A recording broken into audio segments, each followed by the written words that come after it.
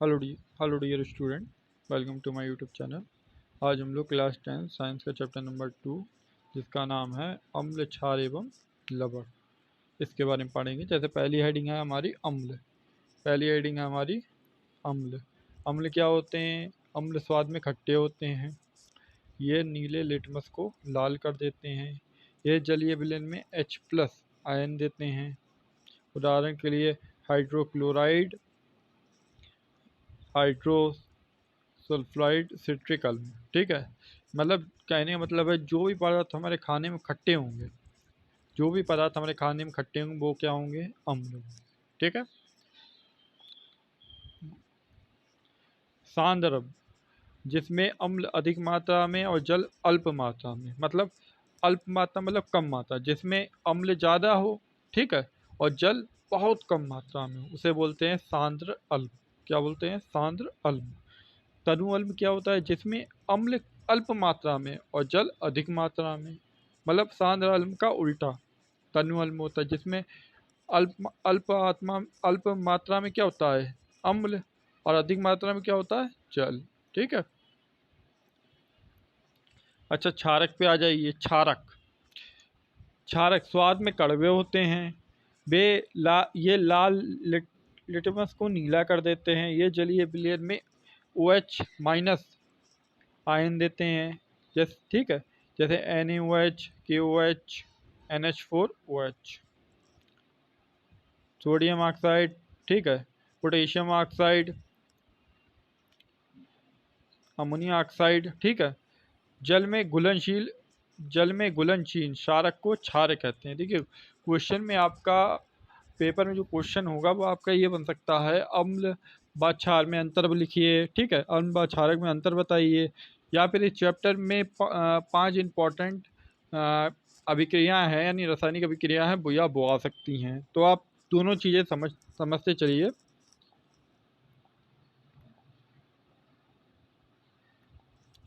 उसके बाद देख लिए सूचक। सूचक किसी दिए गए विलयन में अम्ल या क्षारक की उपस्थिति दर्शाते हैं। इसका रंग या गंध अम्लीय व क्षारक माध्यम में बदल जाता है। जैसे किसी पदार्थ में हमें ये जानना हो कि किसी विलयन में, मतलब किसी पदार्थ या किसी विलयन में, लिक्विड में, ये देख में अम्ल या क्षार, ठीक है, की उपस्थिति को दर्शाते हैं कि अम्ल भी है, अम्ल है कि क्षार है। ठीक है। अच्छा,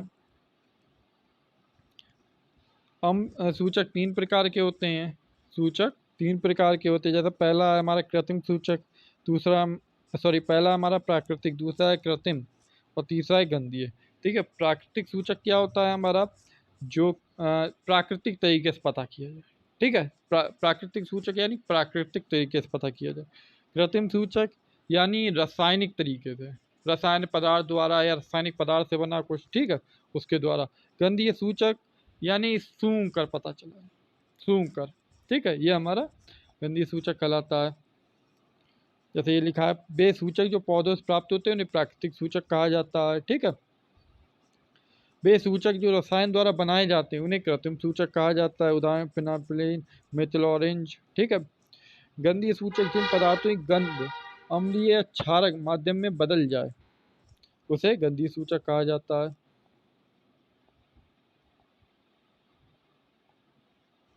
उसके बाद है बेटा अम्ल व क्षारकों के रासायनिक गुण। अम्ल व क्षारकों के रासायनिक गुण।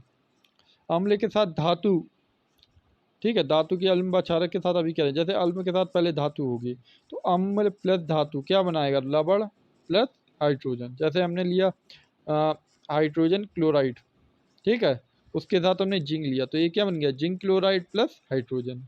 ठीक है। क्षारक के साथ अभी क्रिया हुई, क्षारक और धातु क्या बनाएगा? लवण और हाइड्रोजन। तो 2NaOH। 2NaOH का मतलब क्या है बेटा? यानी हमारा सोडियम हाइड्रोक्साइड। ठीक है, प्लस जिंक, तो क्या बन गया ये? Sodium zinc oxide plus hydrogen. उसके बाद बेटा अम्ल व क्षारक की धातु कार्बोनेट तथा धातु बाई कार्बोनेट के साथ अभिक्रिया। ठीक है, जैसे अम्ल प्लस धातु कार्बोनेट, क्या मिलेगा हमें? लवण मिलेगा, CO2 यानी कार्बन डाइऑक्साइड गैस मिलेगी और जल मिलेगा। जैसे 2HCl यानी हाइड्रोक्लोराइड, ठीक है, सोडियम कार्बोनेट, ठीक है। ये क्या मिलेगा बेटा हमें? NaCl यानी सोडियम क्लोराइड, CO2 यानी कार्बन डाइऑक्साइड और H2O, ठीक है। अम्ल की धातु बाइकार्बोनेट के साथ अम्ल धातु बाइकार्बोनेट, लवण, CO2 जल, ठीक है, मतलब वही चीज़।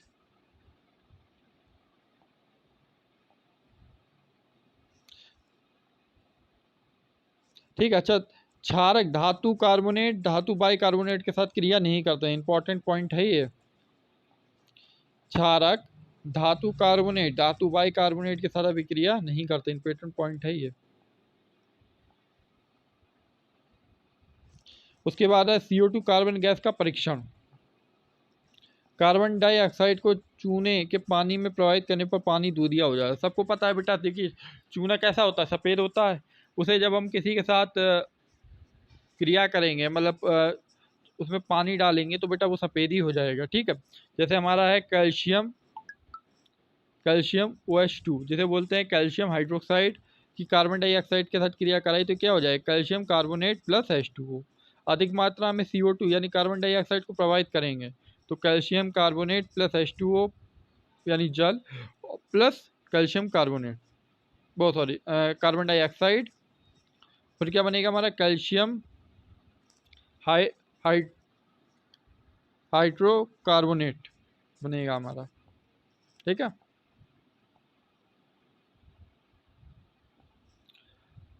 अम्ल एवं क्षारक की परस्पर क्रिया, देखो अम्ल और क्षारक मिलकर क्या बनाएंगे? लवण और जल का निर्माण करेंगे। उसके बाद है उदासीनीकरण अभिक्रिया। जब अम्ल व क्षारक परस्पर अभिक्रिया करके एक दूसरे के प्रभाव को समाप्त कर लवण तथा जल का निर्माण करते हैं, इस प्रकार की अभिक्रिया को उदासीनीकरण अभिक्रिया कहा जाता है, ठीक है। अम्ल और क्षारक आपस में क्रिया करके एक दूसरे प्रभाव को खत्म कर दे, मतलब एक दूसरे की पावर को खत्म कर देते हैं, तो उससे क्या होता है? लवण और जल बनता है। इस अभिक्रिया को उदासीनीकरण अभिक्रिया कहते हैं, ठीक है। जैसे कि हमारी अम्ल के साथ धात्विक ऑक्साइड की अभिक्रिया, ठीक है। धात्विक ऑक्साइड प्लस अम्ल क्या मिलेगा हमें? लवण और जल। जैसे copper oxide, copper copper oxide 2HCl या हाइड्रोक्लोराइड, ये क्या बन जाएगा? कॉपर क्लोराइड और जल। ये कॉपर क्लोराइड हमारा क्या है? कॉपर क्लोराइड हमारा लवण है, ठीक है। कॉपर क्लोराइड के बनने से विलयन का रंग नीला हो जाता है। क्षारक के साथ आधात्विक ऑक्साइड की अभिक्रिया, क्षारक आधात्विक ऑक्साइड क्रिया लवण और जल देता है। CaOH, अभी मैंने आपको बताया था कैल्शियम हाइड्रोकार्बन हाइड्रोकार्बन हाइड्रोकार्बन हाइड्रोनेट, ठीक है। ये क्या बनाएगा हमारा? CO2 यानी carbon dioxide CaCO3, calcium carbonate plus जल।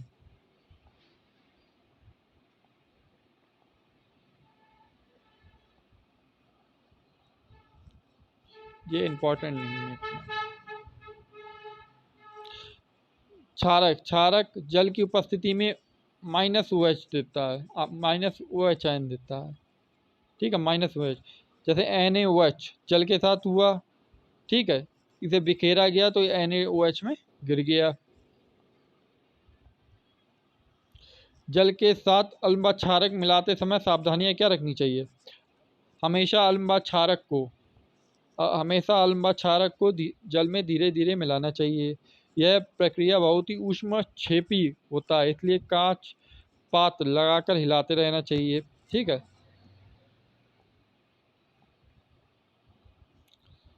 अम्ल व क्षारकों की प्रबलता, किसी क्षारक या अम्ल की प्रबलता उसके द्वारा उत्पन्न H+ आयन या OH- आयनों की सांद्रता पर निर्भर करती है, ठीक है। अम्ल व क्षार की प्रबलता हम एक स्वाभाविक सूचक द्वारा ज्ञात करते हैं। क्या होता है ये भी देख लेते हैं। यह अनेक सूचकों का मिश्रण है। यह सूचक किसी विलयन में हाइड्रोजन आयन की विभिन्न सांद्रता को रंगों में प्रदर्शित करता है। नेक्स्ट पेज पे देख लेते हैं, ठीक है। pH स्केल, पीएच स्केल आप लोगों ने पढ़ी होगी, नहीं पढ़ी देख लीजिए। जैसे ये पीएच ऐसी स्केल होती है जिसमें अगर हमारा 0 से 6 तक 0 से 6 तक आता है तो हमारा हो गया अम्ल। क्या हो गया हमारा? अम्ल। अगर 8 से 14 तक आता है तो ये क्या हो गया हमारा? क्षार। क्या हो गया? क्षार। और 7 के बीच 7 वाला लवण। ठीक है, 0 से 6 अम्ल, ठीक है, 8 से 14 हमारा क्षार, और 7 अगर 7 रहे सिर्फ तो वो क्या है हमारा? लवण। ठीक है ना, याद रहेगा ना ये चीज़। पीएच स्केल है, इंपॉर्टेंट है। दैनिक जीवन में पीएच का महत्व। हमारा शरीर 7 से 8.8 पीएच के बीच कार्य करता है। ठीक है, वर्षा के जल का पीएच मान जब 5.6 से कम होता है तो अम्लीय वर्षा कहलाती है। मुंह का पीएच 5.5 से कम होने पर दांतों का क्षय होना प्रारंभ होता है। दांत हैं,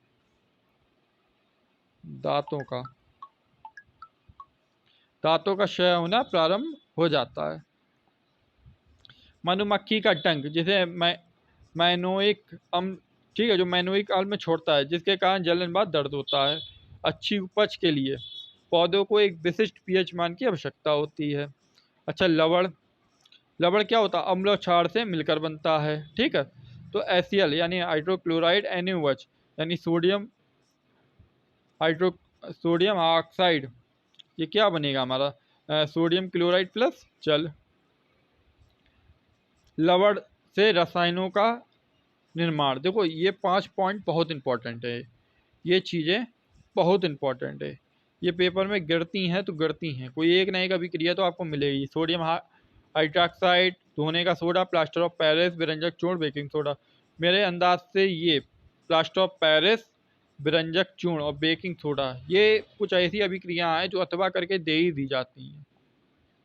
ठीक है, तो सबसे पहले हम लोग सोडियम हाइड्रोक्साइड देख लेते हैं, जिसे NaOH बोलते हैं, सोडियम हाइड्रोक्साइड।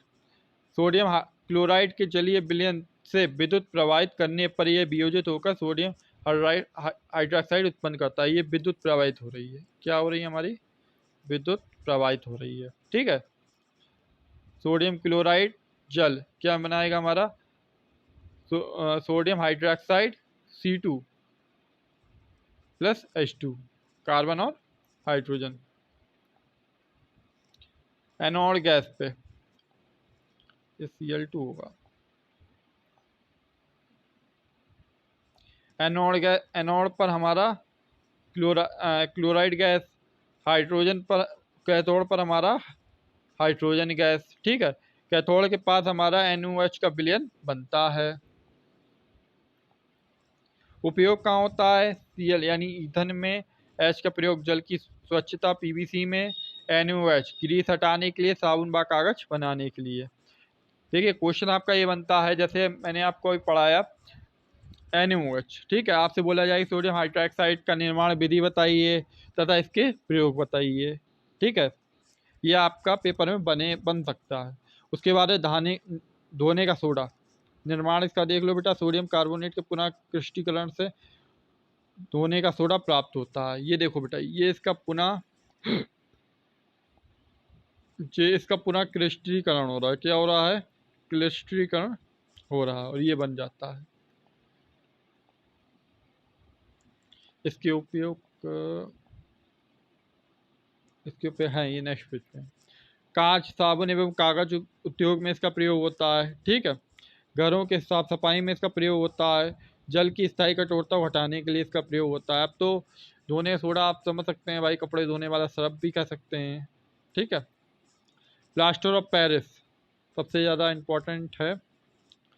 जिप्सम को 373 केल्विन पर गर्म करने पर यह जल के अणु त्याग कर कैल्शियम सल्फेट अर्थ हाइड्रेट बनाता है। इस सफ़ेद चूर्ण को जल में मिलने पर यह फिर से जिप्सम बन जाता है। ठीक है, ये इसकी बेटा अभिक्रिया, अभिक्रिया बहुत, ये इसका जो अभिक्रिया है ये बहुत इंपॉर्टेंट है, ये आपको याद करनी पड़ेगी। उपयोग इसका क्या होता है, टूटी हुई हड्डियों को सही जगह पर स्थिर रखने की, जैसे प्लास्टर नहीं चढ़ता है, ठीक है, खिलौने व सजावट का सामान बनाने के लिए, ठीक है। आप लोगों ने देखा होगा लोगों के घर में पंखों के ऊपर लगी होती है, वो पीओपी से बनती है, ठीक है, इसे पीओपी बोलते हैं, प्लास्टर ऑफ पेरिस को पीओपी बोलते हैं, ठीक है। दीवार की सतह को चिकना बनाने की पुट्टी कराई जाती है, इसी से होती है, ठीक है।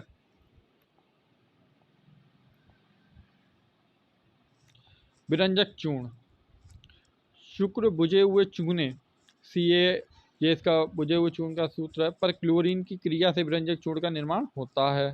ये बेटा इसकी अभिक्रिया है, इंपॉर्टेंट है, याद कीजिए।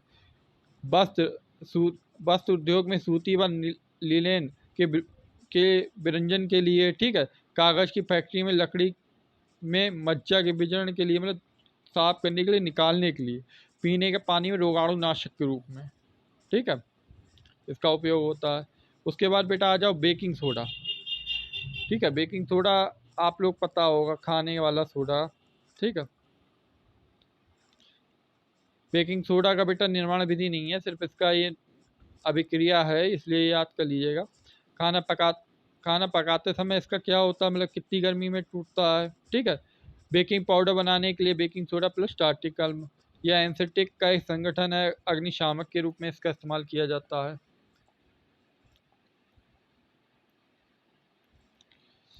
आपका 10th क्लास में जितना इंपॉर्टेंट पॉइंट था, इंपॉर्टेंट क्वेश्चन थे, इंपॉर्टेंट पॉइंट था, जो आपके नोट्स थे, वो मैंने आपको करा दिया है, ठीक है।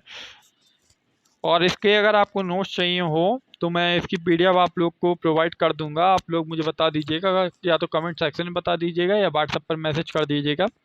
वीडियो देखने के लिए शुक्रिया, मिलते हैं नेक्स्ट वीडियो में, तब तक के लिए बाय।